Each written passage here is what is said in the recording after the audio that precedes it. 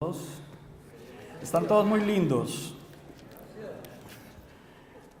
Mi nombre es Carlos Augusto Agudelo, también soy colombiano como Carolina y junto a mi esposa y Laura y a nuestro hijo Mateo pertenecemos a Grace Español, un precioso ministerio que ha bendecido mucho nuestra vida. Y hoy pues tengo el privilegio de compartir la palabra y espero, y es el anhelo de mi corazón y ha sido nuestra oración, que el Señor toque sus corazones. Vamos a ponernos en pie, por favor, y vamos a leer la palabra. Vamos a abrir nuestras Biblias. Traímos Biblias, ¿verdad? Vamos a abrir nuestras Biblias. A veces queremos siempre limitarnos a lo que nos proyectan, pero es necesario, no perdamos ese buen hábito de tener nuestra Biblia, ¿ok? Vamos a ver Hechos capítulo 24, es el texto que nos corresponde estudiar hoy. Y vamos a leerlo desde el versículo 1 y rápidamente vamos a leer hasta el versículo 27. ¿Ok? Síganme, por favor. 5 días después descendió el sumo sacerdote Ananías con algunos de los ancianos y un cierto orador llamado Tértulo, y comparecieron ante el gobernador contra Pablo. Y cuando éste fue llamado, Tértulo comenzó a acusarle, diciendo: como debido a ti gozamos de gran paz, y muchas cosas son bien gobernadas en el pueblo por tu prudencia, oh excelentísimo Félix, lo recibimos en todo tiempo y en todo lugar con toda gratitud. Pero por no molestarte más largamente, te ruego que nos oigas brevemente conforme a tu equidad, porque hemos hallado que este hombre es una plaga y promotor de sediciones entre todos los judíos, por todo el mundo, y cabecilla de la secta de los nazarenos. Intentó también profanar el templo, y prendiéndole quisimos juzgarle conforme a nuestra ley, pero interviniendo el tribuno Lisias, con gran violencia le quitó de nuestras manos, mandando a sus acusadores que viniesen a ti. Tú mismo, pues, al juzgarle, podrás informarte de todas estas cosas de que le acusamos. Los judíos también confirmaban, diciendo ser así todo. Habiéndole hecho señal el gobernador a Pablo para que hablase, éste respondió: porque sé que desde hace muchos años eres juez de esta nación, con buen ánimo haré mi defensa. Como tú puedes cerciorarte, no hace más de 12 días que subí a adorar a Jerusalén. Y no me hallaron disputando con ninguno, ni amontinado a la multitud, ni en el templo, ni en las sinagogas, ni en la ciudad. Ni te pueden probar las cosas de que ahora me acusan. Pero esto te confieso, que según el camino que ellos llaman herejía, así sirvo al Dios de mis padres, creyendo todas las cosas que en la ley y en los profetas están escritas, teniendo esperanza en Dios, la cual ellos también abrigan, de que ha de haber resurrección de los muertos, así de justos como de injustos. Y por esto procuro tener siempre una conciencia sin ofensa ante Dios y ante los hombres. Pero pasados algunos años vine a hacer limosnas a mi nación y presentar ofrendas. Estaba en ello cuando unos judíos de Asia me hallaron purificado en el templo, no con multitud ni con alboroto. Ellos debieran comparecer ante ti y acusarme si contra mí tienen algo. O digan estos mismos si hallaron en mí alguna cosa mal hecha cuando comparecí ante el concilio. A no ser que estando entre ellos prorrumpí en alta voz acerca de la resurrección de los muertos, soy juzgado hoy por vosotros. Entonces Félix, oídas estas cosas, estando bien informado de este camino, les aplazó, diciendo: cuando descendiere el tribuno Lisias, acabaré de conocer de vuestro asunto.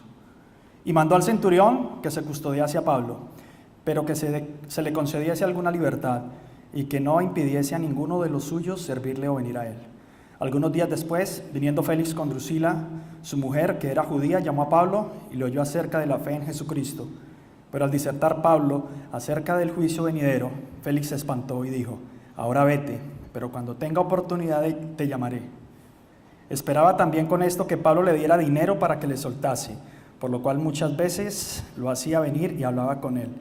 Pero al cabo de 2 años recibió Félix por sucesor a Porcio Festo, y queriendo Félix congraciarse con los judíos, dejó preso a Pablo. Vamos a orar. Padre, te damos gracias, Señor.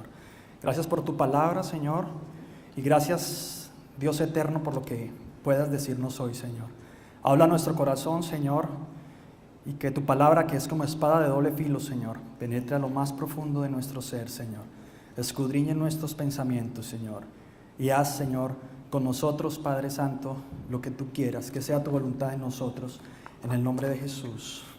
Amén. Podemos sentarnos. Esta enseñanza se llama Tres Perfiles. En el año 2003 fui invitado por mi esposa, en ese tiempo mi novia, a un evento que yo nunca olvidaría. La ciudad fue Bogotá y el escenario era el coliseo más grande que tiene la capital, que es el Coliseo El Campín. Este coliseo estaba abarrotado de personas, había mucha gente y no me llamó tanto la curiosidad ver a tantas personas reunidas, sino lo que más me llamó la curiosidad es que estuvieran reunidas para que un predicador les hablara de Jesús. El motivo era ese: un predicador centroamericano llegaba al país a predicar al Señor Jesucristo. Por ese entonces Dios estaba empezando a hablar a mi corazón y ya estaba yo empezando a acercarme a la iglesia. Estaba acercándome a Jesús. Este fue mi primer encuentro con la iglesia. Jamás yo había asistido a una iglesia. Fue como el primer paso que yo di hacia el cristianismo. Todo iba bien hasta que el predicador preguntó: ¿quién quiere ser lleno del Espíritu Santo? En ese momento muchos saltaron de sus sillas. La abuelita que estaba sentada al lado de nosotros, una abuelita que estaba sentada al lado de nosotros, de un momento a otro cayó al piso hablando en un lenguaje que yo no podía entender, un lenguaje extraño para mí. Las personas que estaban atrás nuestro empezaron también a gritar y empezaron a sacudirse. Yo les quiero decir que me asusté. Yo nunca había estado en un evento cristiano, nunca había ido a una iglesia. Cuando pasó todo esto, yo lo único que hice fue voltear a ver en ese momento a mi novia y decir: espero que a ti no te va a pasar nada. No sé lo que yo haría si a ti te llega a pasar algo. Y empecé a tomar esas reacciones. Yo jamás olvidaré ese evento. Después de que terminó esto, la abuelita se levantó, se sacudió su ropa, agarró su bufanda, se la puso y quedó como si nada. Las personas que estaban atrás nuestro, que eran unos jóvenes, salieron también pensando en qué iban a cenar. Todo volvió a la normalidad. Siempre que yo recuerdo esta anécdota, pienso en qué tipo de personas son las que pertenecen a la iglesia. Y pienso en qué tipo de persona soy yo dentro de la iglesia. Y yo quiero hacerte esta pregunta a ti hoy. ¿Quién eres tú dentro de la iglesia? ¿Y quién eres tú fuera de la iglesia? El episodio que nos muestra el libro de Hechos, en el capítulo 24, nos muestra a tres personas, tres perfiles que podemos encontrar fuera y dentro de la iglesia. Y yo quiero que estemos muy concentrados cuando desarrollemos estos tres personajes y yo quiero que nos podamos identificar. ¿Con cuál te identificarías tú? El primero que encontramos es Tértulo. Está en el versículo 1 al 9, lo podemos ver. Tértulo es un orador profesional, contratado por los judíos para acusar a Pablo. Esa era la labor de Tértulo. Y vamos a ver algunas características de las personas que son como Tértulo. Lo primero que vemos en el versículo 2 al 4 es que es una persona aduladora. ¿Saben qué es un adulador? Sí, ok. Entonces, las personas como Tértulo, que pueden estar dentro de la iglesia o fuera de la iglesia, son aduladores. La adulación es diferente a un reconocimiento que se le quiere hacer a una persona. El adulador busca siempre manipular para obtener un beneficio propio. Busca siempre decirle las cosas bonitas a la persona para recibir algo a cambio. Esa es la adulación. No es un reconocimiento sincero. que le estemos dando a esa persona. Son las personas que siempre quieren obtener algo a cambio de cualquier situación. Siempre están pensando en recibir y no en dar. Entonces, ¿cómo estás? ¿Actúas a veces así, de esa manera? ¿Estás buscando adular a alguien para recibir algo? Estos son los tértulos. Lo segundo que podemos ver es que, y lo que más nos muestra en esta parte de la Biblia, es que Tértulo es acusador. Es la segunda característica. Tértulo es un acusador. Lanza acusaciones hacia Pablo que, si fuesen verdad, Pablo estaría verdaderamente en serios problemas. Lo acusa de qué? Primero, de ser una plaga, que esto es un problema social, sería un delito social. De lo segundo que lo acusa es de ser un agitador. Lo tercero que lo acusa es de ser cabecilla de la secta de los nazarenos. Y lo cuarto es que lo acusa es de profanar el templo. Ninguna de estas acusaciones que lanza Tértulo es cierta. El arma comúnmente usada por los que acusan es la mentira. Acusadores hay muchos dentro de la iglesia y fuera de la iglesia. Estamos acostumbrados a juzgar no solo las acciones, sino también las motivaciones. Ven la paja en el ojo ajeno, pero nunca logran ver la viga que hay en el ojo de ellos. Se convierten en jueces cuando deberíamos recordar que la silla que pertenece o que nos pertenece a nosotros o nos pertenecía es la silla del acusado. A estas personas, como Tértulo, les encanta criticar y murmurar. Yo te digo, si tú eres uno de esos que le gusta lanzar el juicio contra tu hermana, de una forma implacable, estamos actuando como Tértulo. ¿Cómo podemos nosotros aplicar esto en nuestra vida? Pensemos un poco en nosotros. ¿Vemos nuestra vida o vemos esta conducta reflejada en nuestra vida?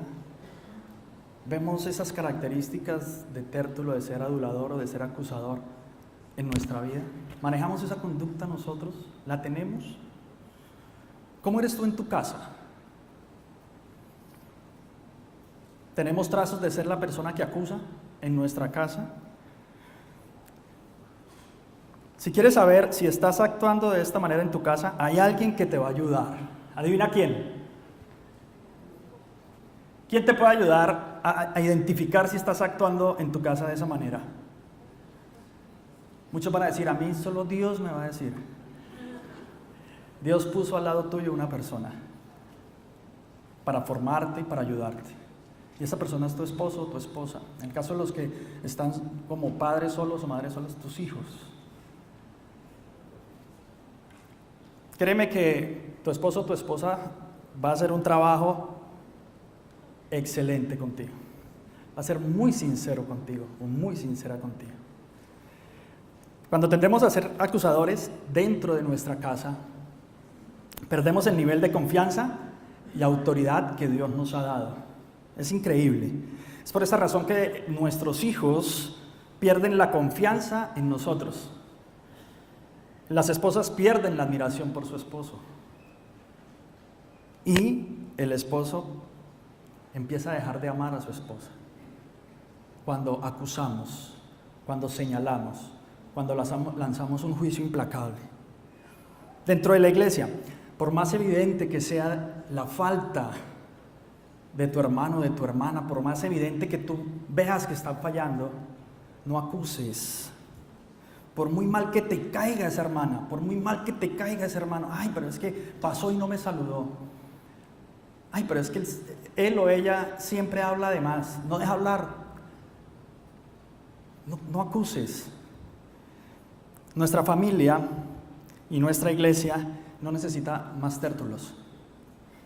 Nuestra familia y nuestra iglesia necesita más abrazos sinceros que señalamientos indolentes. Esa es la labor que nosotros tenemos como iglesia y tenemos también como padres o como madres dentro de nuestra familia. No más tértulos. Recordemos que Tértulo no era creyente. Este hombre no era creyente. Puede ser que tú en esta mañana no eres creyente como este hombre, apenas estás empezando, llevas muy poco tiempo asistiendo a la iglesia. Y yo quiero invitarte para que tú sigas escuchando el desarrollo del mensaje, porque vamos a llegar a cómo debemos ser y cuál es la misión que nosotros tenemos y qué es lo que Dios quiere que nosotros hagamos. ¿Claros con Tértulo? ¿Sí? Muy bien. Vamos a ver el segundo personaje, y es Pablo. Pablo es el testigo fiel y verdadero. De los 3 perfiles que vamos a estudiar hoy, este es el que debemos imitar. Debemos ser como Pablo porque él seguía a Cristo. Su ejemplo y su vida era Cristo. Todo estaba ¿en dónde? En Cristo. Cristo era el centro de su vida. Él hacía todo para la gloria de Cristo. Pablo comenzó su defensa aclarando que el propósito de su vida, de su visita, a Jerusalén, era ¿qué? Adorar a Dios en el templo. Entonces, la primera característica de una persona como Pablo es que es un fiel adorador. No acusador, no adulador. Se parece, ¿cierto? Adulador a adorador. Pablo era un fiel adorador. Entonces, ser adorador de Dios debe ser un estilo de vida, debe ser nuestro estilo de vida. Pablo ejemplifica el verdadero adorador. Él adoraba a Dios con su vida, tanto que no le importó entregarla por él. Es la pregunta que nosotros debemos hacer. ¿Hasta qué punto nosotros estamos dispuestos a adorar a Dios? ¿Hasta dónde nosotros podemos llegar a adorar a Dios? ¿Estaríamos dispuestos a entregar nuestra vida por Él? El ejemplo a seguir hoy y siempre ha sido, es el Señor Jesucristo. Y Pablo lo imitaba a Él. ¿Tu vida refleja una verdadera adoración a Dios? Tendemos a pensar que en la adoración a Dios solamente es en la iglesia durante los 15 o 20 minutos que nosotros venimos, alzamos las manos y cantamos. Y esto es bueno, pero va mucho más allá, la adoración va mucho más allá.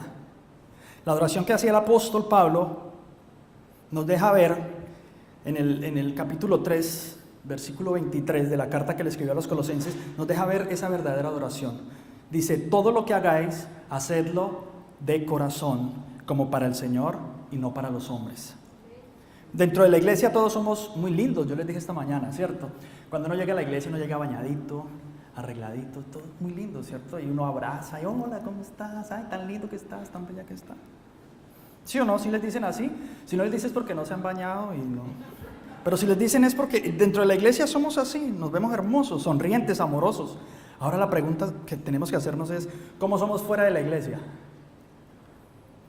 Dentro de la iglesia y fuera de la iglesia, ¿cómo somos? En tu trabajo, ¿estamos nosotros rindiendo o estás rindiendo esa adoración a Dios? ¿Qué le dirían al pastor si fuera un día a llegar a tu trabajo? ¿Qué podrían decirle tus compañeros de trabajo al pastor? Esa es la verdadera adoración. ¿Cómo adoramos a Dios en la casa? Bien, vamos a pensar por un momento. Todo lo que hacemos en nuestra casa, todo lo que le decimos a nuestra esposa, a nuestro esposo, todo lo que declaramos a nuestros hijos, refleja adoración a Dios. ¿Qué diría tu cónyuge de ti? Si pudiera alguien hablar con tu esposo o con tu esposa sinceramente, ¿qué dirían de ti?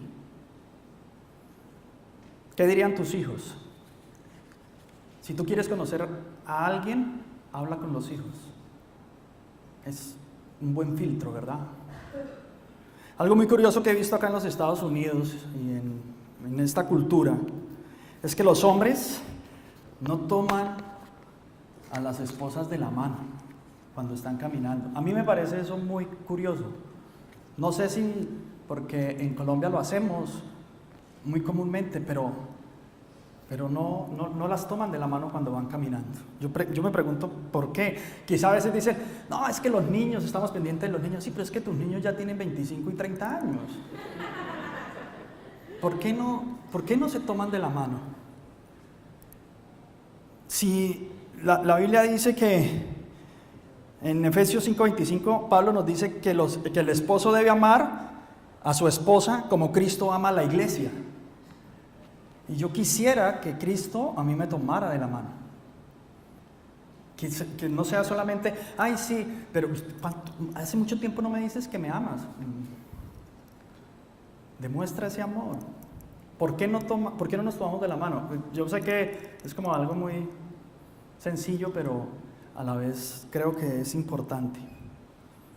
Aunque a ti te cueste creerlo, esto también es adoración a Dios. Otra característica de Pablo es que es creyente del camino y servidor de Dios. Me encanta la manera en que Pablo es convertido. Es fascinante ver que después de ser una persona que respiraba amenazas y muerte contra los discípulos del Señor, eso nos dice Hechos 9:1, ahora es Pablo, siervo de Jesucristo, llamado a ser apóstol, apartado para el Evangelio de Dios, según Romanos 1:1. A Pablo poco le importó que lo trataran de traidor, de hereje. Muchos le dieron la espalda por ser creyente del camino, pero Pablo que tenía una meta, Pablo tenía un propósito, Pablo tenía una pasión. Y era la de servir y cumplir con el propósito por el cual Dios lo llamó. Se echó encima todo el peso político y religioso de su nación. Fue azotado, fue humillado. Y quiero leerles algo que escribió Max Lucado en su libro Cuando Dios susurra tu nombre, con referencia a Pablo. Él, imaginándose una escena en la cárcel, como si él estuviera con Pablo, escribió esto: estoy sentado a pocos pies de un hombre sentenciado a muerte, judío de nacimiento, fabricante de cartas de oficio, apóstol por llamado. Sus días están contados. Tengo curiosidad por saber qué es lo que sostiene a este hombre próximo a su ejecución. Así que le hago unas preguntas. ¿Tienes familia, Pablo? Ninguna, responde. ¿Qué tal tu salud? Mi cuerpo está golpeado y cansado. ¿Cuáles son tus posesiones? Tengo mis pergaminos, mi pluma y un manto. ¿Y tu reputación? Pues no vale mucho. Para algunos soy un hereje, para otros un indómito. ¿Tienes amigos? Sí. Pero incluso algunos de ellos se han echado atrás. ¿Tienes galardones? No en la tierra. Entonces, ¿qué tienes, Pablo? Sin posesiones, sin familia, criticado por algunos, escarnecido por otros. ¿Qué cosa tienes, Pablo, que valga la pena? Tengo mi fe. Es todo lo que tengo, pero es lo único que necesito. He guardado la fe. Yo nunca he sentido vergüenza por ser cristiano. Nunca. Es más, creo que yo nunca estaba en peligro de muerte por ser cristiano. Alguna vez sí me han criticado fuertemente por mi creencia y se siente mal. Todos hemos atravesado momentos de dificultades, momentos dolorosos, pérdidas familiares, crisis financieras. Y yo te pregunto hoy, de todas estas situaciones, es más, la situación que hoy estás viviendo, ¿es por causa de seguir a Cristo? ¿Es por causa de cumplir con tu llamado? Esa dificultad que hoy te abruma, ¿es por causa del llamado que Dios te hizo? Porque si no es así, estamos sufriendo, como decimos, de balde.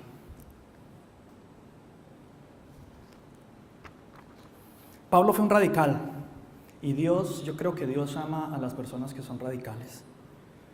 Después de su conversión, Pablo nunca dejó su fe a pesar de las dificultades que atravesó, nunca dio marcha atrás. Sirvió siempre a su Señor. Es tiempo de que nosotros hagamos lo mismo sin excusas ni justificaciones. Todos tenemos un llamado a permanecer en la fe y a servir a Dios. ¿Ustedes lo creen? ¿A permanecer en la fe a pesar de las dificultades? Hasta ahí vamos bien, ¿cierto? Ahora, a servirle a Dios, ¿creen en ese llamado que nos ha hecho a nosotros como iglesia, como familia? ¿Amén? Ok. Pablo no tenía los ojos puestos en este tiempo, a diferencia de nosotros. Él tenía sus ojos puestos ¿en dónde? En lo eterno. Todos nosotros estamos preparados para vivir acá. Estamos aferrados a este tiempo, tanto es así que olvidamos que la muerte es el inicio de la vida eterna. Nos asombramos cuando la muerte toca la puerta de nuestra casa. porque olvidamos que somos peregrinos en este mundo. En boca de Pablo, sin importar la circunstancia en la que él se encontrara, siempre estaba el Evangelio. Pablo no quería salir de la cárcel. A veces pensamos, pobre Pablo, sufriendo en esa cárcel. Pero Pablo no quería salir de la cárcel. ¿Cuál era el objetivo de Pablo? ¿Llegar a dónde? A Roma. Y él sabía que la única manera de llegar a Roma era ¿por dónde? Por la cárcel. Él quería hablar con el emperador. Pensemos nosotros por un momento. ¿Tenemos ese mismo deseo nosotros de predicar a Cristo?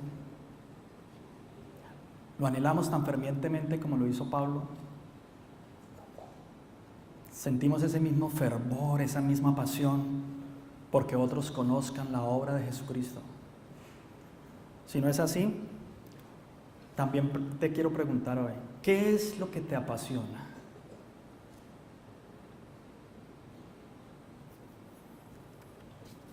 Otra característica de Pablo, tiene una conciencia limpia. En el versículo 16 lo podemos ver. ¿Qué es esto de tener una conciencia limpia? ¿Ustedes recuerdan el cuento de Pinocho? ¿Sí? ¿Lo leyeron alguna vez? ¿O se lo leyeron? No. Era un juguete de madera, ¿verdad? Pero una característica que tenía Pinocho era que no tenía, ¿qué? Conciencia. ¿Cuál era la conciencia de Pinocho? El grillito, ¿cierto? Pepe Grillo o Pepito. Pero nosotros no tenemos este problema. Nosotros sí tenemos una conciencia, nosotros sabemos qué es lo que está bien y qué es lo que está mal. Y el problema es que nosotros no queremos a veces hacer lo que está bien. Nuestra tendencia siempre es hacer ¿qué? Las cosas mal. Ese es el problema. Pero Pablo era un libro abierto. Su vida estaba abierta y dispuesta a ser escudriñada. No tenía temor de que le encontraran algo, como decimos en Colombia, un guardado que tuviera por ahí. Algo que, ay no, esto no, ojalá no me vayan a investigar porque me van a encontrar mis problemas que tuve por ahí. No tenía nada que lo pudiera él entorpecer en su llamada. Tenía una ¿qué? Una conciencia limpia. El tener una conciencia limpia va relacionado directamente con lo que es el carácter. Carácter, muchos lo han definido de varias formas. Yo quiero hoy resumirle algo así fácil para que por favor esto se lo lleven en su corazón. Y siempre que les hablen de carácter, piensen en esto. Carácter es simplemente lo que tú haces cuando nadie te está viendo. Eso es carácter. ¿Cómo está tu carácter? ¿Cómo eres tú cuando nadie te ve? ¿Qué haces? ¿Qué ves? ¿Qué hablas? Eso es carácter. Y Pablo en su carácter estaba transparente.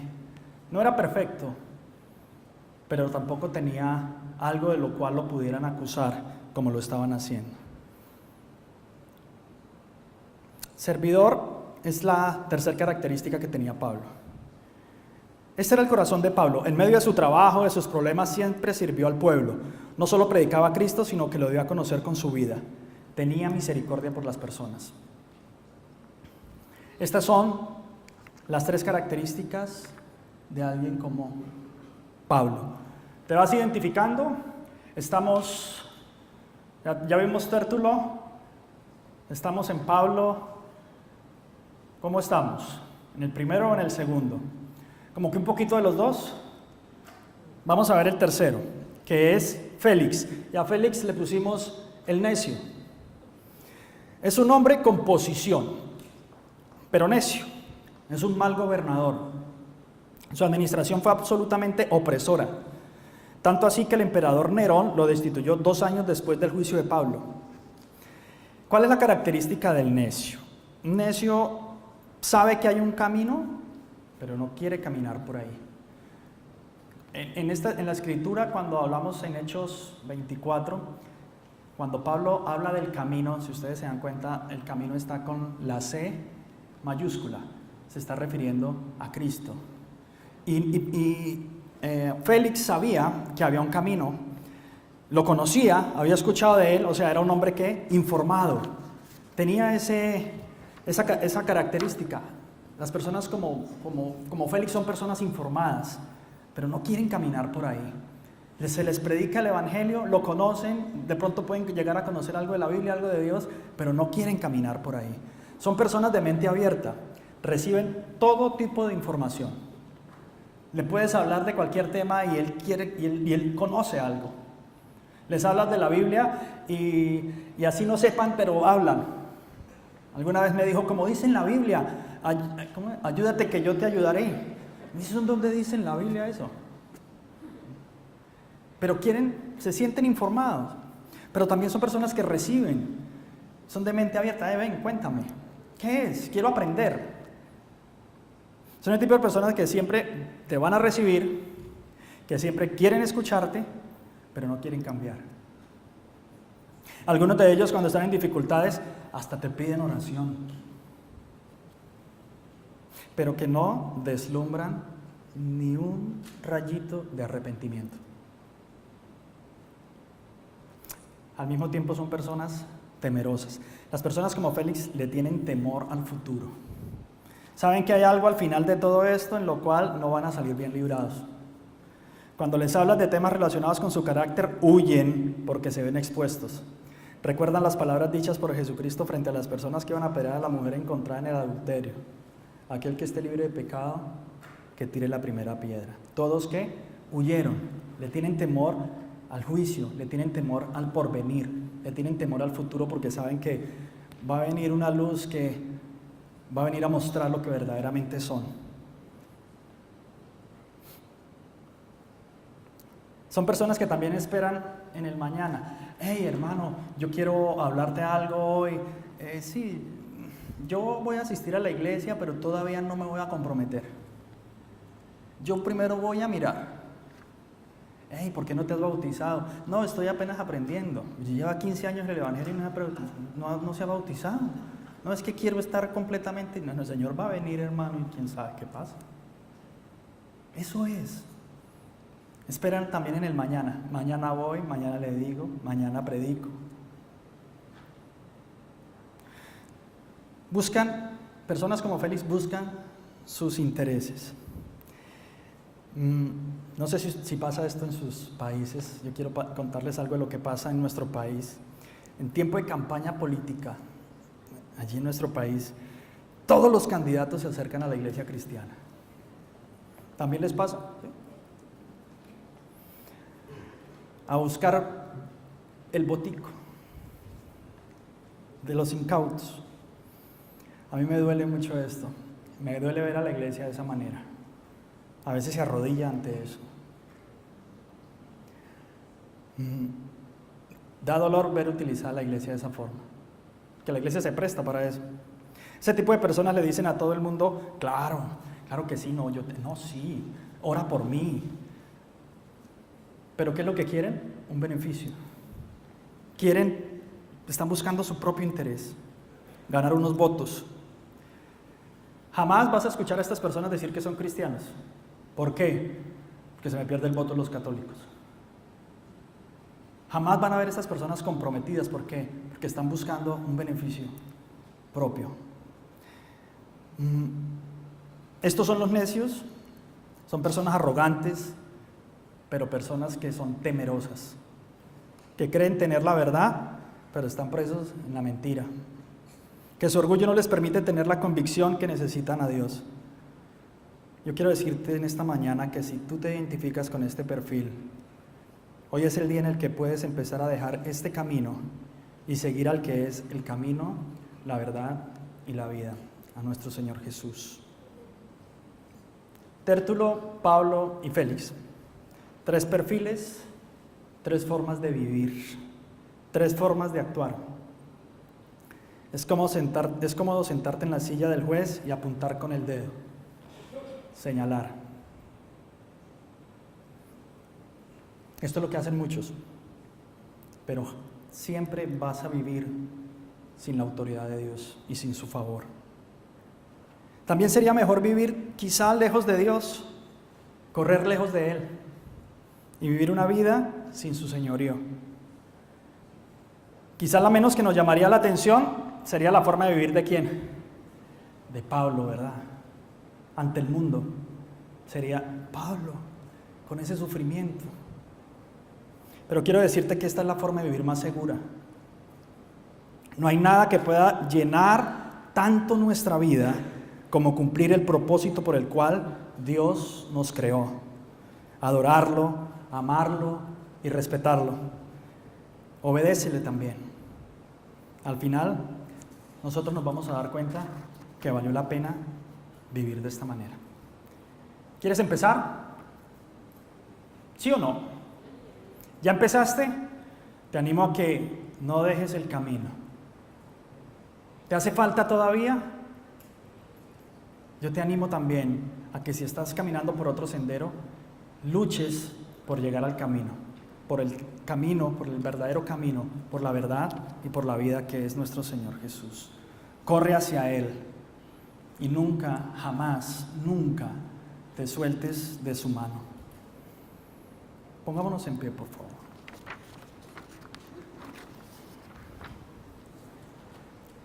Vamos a orar.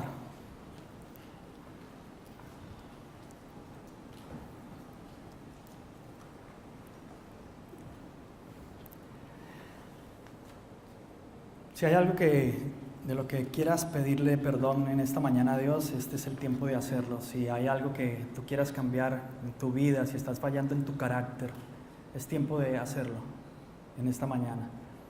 La puerta está abierta y como dice la palabra, busca a Dios mientras Él pueda ser hallado. Y hoy es una buena oportunidad para hacerlo. Padre, te damos gracias, Señor. Gracias, Señor, por tu iglesia, bendito Dios, Señor. Gracias por las familias que están hoy acá reunidas, Señor. Bendecimos, Señor, a los esposos, Señor, a los padres, cabezas, Señor. A sus esposas, bendito Dios, Señor. Sus hijos, bendito Padre. Gracias por estas hermosas familias que tú has traído, Señor, a este lugar. Que a ti te ha placido, Señor, escogerlos, bendito Dios, por tu gracia, Señor. Padre, queremos hoy orar por ellos, bendito Dios, Señor. Y pedirte a ti, Espíritu Santo, que pongas, Señor, en cada uno, Señor, en cada familia, el querer como el hacer, Señor. El apartarnos del camino que nosotros estamos llevando, bendito Dios, Señor. En nuestro carácter, Señor, en la forma en la que lanzamos juicios contra las personas, Señor. Queremos abandonar este camino, Padre, y seguirte a ti. Te pedimos, Señor, porque nosotros como iglesia, Señor, podamos mantenernos unidos, Señor. Que podamos ser personas confiables, bendito Dios. Que podamos alcanzar a otros, bendito Padre, Señor.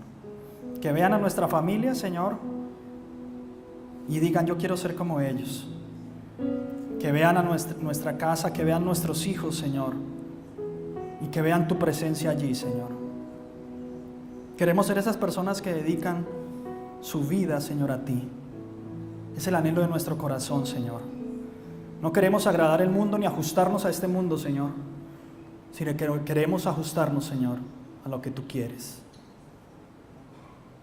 Queremos dejar esa carga, Señor, de querer ser los mejores acá, Señor, y queremos llevar la carga tuya, Señor, porque nuestra ciudadanía no es esta, sino la que está en los cielos, bendito Padre. Queremos ajustarnos, así nos desajustemos de acá, de este tiempo, pero queremos estar seguros en el cielo, Señor. Que podamos cumplir, Señor, con lo que tú nos llamaste a hacer.